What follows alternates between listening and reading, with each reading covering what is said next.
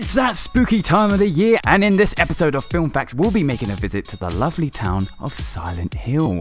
What a lovely, lovely place to be. The kind of place you can raise a family in. Oh. So let's not waste any more time and get stuck in, because if you had questions like what Easter eggs and references to the original games are sprinkled in this movie, what did director Christophe Gans do on set to help get the right look for the film, and whose bum is this? No, seriously, that's a thing we're going to be taking a look at. There's a hook for you. Anyway, we got the answers for you.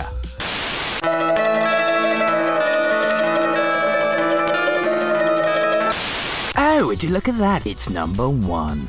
So, Silent Hill is a 2006 psychological horror film directed by Christophe Gans and is based, of course, on the video game series Silent Hill by Konami, who are definitely not a sleazy, horrible, corrupt company. They're definitely not that. The film primarily is an adaptation of the first installment of the Silent Hill video game series, released in 1999, but it also takes elements from other games within the franchise. The story follows Rose, who decides to take her adopted daughter Sharon to a town called Silent Hill, because that's a good idea. A name that her daughter has been crying out constantly while sleepwalking, hoping this will reveal some answers and solve her daughter's constant troubling nightmares of the town. Upon arriving at Silent Hill, both Rose and Sharon are involved in a car accident, after which Rose awakens from being unconscious and finds herself in a strange, foggy dimension of the town and her daughter missing. After which a whole bunch of fucked up shit happens. Oh, and there's also a subplot involving beloved actor Sean Bean walking around and looking a bit sad. Number 2. For 5 whole years, director Christophe Gans attempted to gain the rights to make a Silent Hill film from Konami. Gans sent the company a video interview to them explaining his plans for the film adaptation and how important the series was to him. Eventually, after having been impressed by this, Konami agreed and allowed Gans to obtain the rights for the film. Christophe Gans and screenwriter Roger Avary began working on the film's script. This was to be the first installment of a series of Silent Hill films. Roger Avary used the town of Centralia in Pennsylvania as an inspiration for the town of Silent Hill. Avary mentioned that as a boy, his father, who was a mining engineer, used to tell him stories of Centralia, where the coal deposits from the local mine caught fire and released toxic gases into the town, causing the mine shaft to collapse. This forced the inhabitants of the town to evacuate forever, leaving the town completely abandoned. It is said that the fire underneath the town is still burning to this very day. Ooh, it's number 3. After the first draft of the script was completed, the studio sent Gans and Avary a memo stating that they were concerned with the lack of a male presence in the film, as the original screenplay contained an almost all-female cast. So to please them, Gans and Avary inserted a subplot involving Rose's husband walking around for most of the movie. This seemed to please the studio, and so the script was approved. During casting, Christophe Gans chose young actress Jodelle Ferland, having been impressed with her performance in the Stephen King miniseries Kingdom Hospital. Due to the nature of the film and the fact that Ferland was only 10 years old at the time, screenwriter Roger Avary apologised to her parents should she show any signs of mental trauma due to making the film. Oh, number 4. Silent Hill was shot on Super 35mm film format, with the exception of the dark scenes, which were shot using high definition video because of its ability to cleanly capture light and be able to be digitally manipulated in post-production. The creatures in the film were mostly played by professional dancers, with the exception of the CGI monsters. Dancers were particularly important in playing the roles of the nurses, as they could twist and move their bodies in unusual and unsettling ways. Christophe Gans' approach to creating the creatures in this film was to have them not so much disgusting, but disturbing. Silent Hill features several iconic creatures from the games, however they usually represented some twisted part of the main character's psyche. So Christophe Gans repurposed them so they would reflect Sharon/Alessa's psyche, her rage and her pain at what was done to her.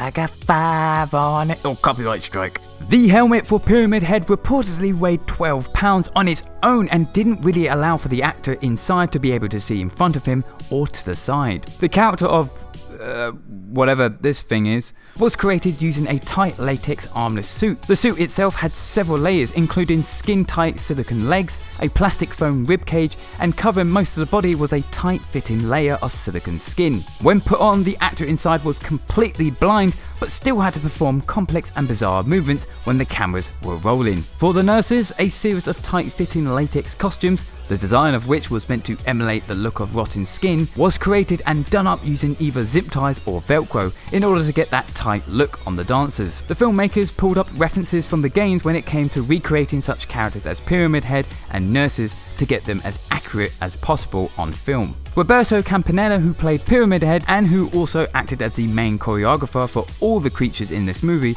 wore no underwear when it came to playing Pyramid Head, meaning from behind you get a full-on view of his caboose. So there you go, that's whose bum it is. Bet you're never gonna look at Pyramid Head the same way again, eh?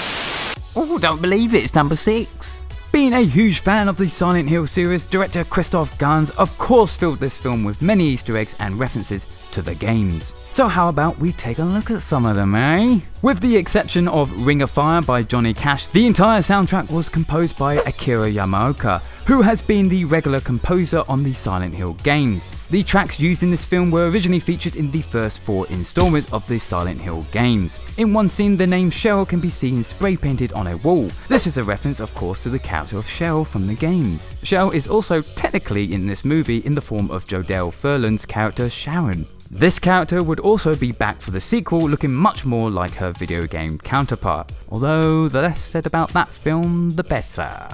Because it was shite. The foggy town of Silent Hill is recreated here in this movie to match the look of the town in the games. Radio static in the Silent Hill games has been used traditionally as an early warning system for nearby monsters. In the film, the radio static plays the exact same role. What's going on? But hold on to your traffic cone heads, because there's more. Number 7, baby. Number 7. Christophe Gans recreates several of the bizarre and disorientating camera angles in this film from the games. The welcome sign to Silent Hill in this film is recreated exactly to match that of the sign from the games. This movie also recreates or references several notable locations from the Silent Hill series, including MIDWICH Elementary School, which was a key location in Silent Hill 1, the Grand Hotel, which is a nod to the Lakeview Hotel in Silent Hill 2, and the hospital, which is a nod to the hospital location in Silent Hill 1, but is also a reference to the hospital location in Silent Hill 2, with the name Brookhaven Hospital being seen on a map, the name of which was the hospital in Silent Hill 2. Alessa's nurse looks extremely familiar. That's because it is a not so subtle reference to the character of Lisa Garland, first appearing in Silent Hill 1. Her nurse's outfit in the film is almost exactly the same look as her outfit in the games. Some of the series' most iconic monsters make their on-screen appearance in this film, including Pyramid Head, the nurses, and this fucking meat condom thing. Silent Hill is just a lovely, lovely place, isn't it? You wanna know a secret? It's number 8. During production of this film, Christophe Gans brought on set a 40-inch TV and a PlayStation 2 with a copy of the first Silent Hill game. Gans then played the original Silent Hill so that the actors and the cinematographers could see the visual style of the games that they had to emulate within the film, as well as the unique camera angles. Good heavens, number 9. Due to budgetary reasons, several scenes within this movie had to be rewritten. One notable scene was the ending. Originally, Gans had wanted the film's finale to end with 6 pyramid heads appearing inside the church, all carrying different types of weapons. They would then proceed to slaughter the cult members in a reference to Dante's Inferno. But the budget didn't allow for this, of course, so the scene was rewritten to show the cult members being slaughtered by Alessa instead, using fucking barbed wire. Fuck that. Give me the pyramid head any day. Actually, no, give me the barbed wire. I say, old chap, it's number 10. Although Silent Hill was praised for its visuals, the film did not do very well critically and holds a 31% approval rating on Rotten Tomatoes, although it does hold an audience score of 63%. Regardless, the film generally received mixed to poor reviews. However, that didn't stop this film from getting a sequel, although it probably should have. Silent Hill Revelation. 3D. The film, known for its oh-so-original title, it's jumping on the 3D bandwagon and including the most embarrassing scene in cinema history. This film continues the story laid out in the first movie and takes inspiration from Silent Hill 3. Christophe Gans was unable to return to direct the sequel as he was already engaged with another project. Silent Hill Revelations turned out to be one big pile of shite, to no one's surprise. Well, there you go, 10 facts about Silent Hill. If you've got any facts about this film, why not let us know down in the comments? And if you enjoyed this, then why not drop a like on this video, as it really does help us out a lot. And of course, if you want to help out the channel and you don't want to miss out on anything that happens on here, then why not consider subscribing and hitting the bell thingy to stay notified. And while you're at it, why not check out our other film facts videos? They cover both film and TV. But thanks for watching, guys.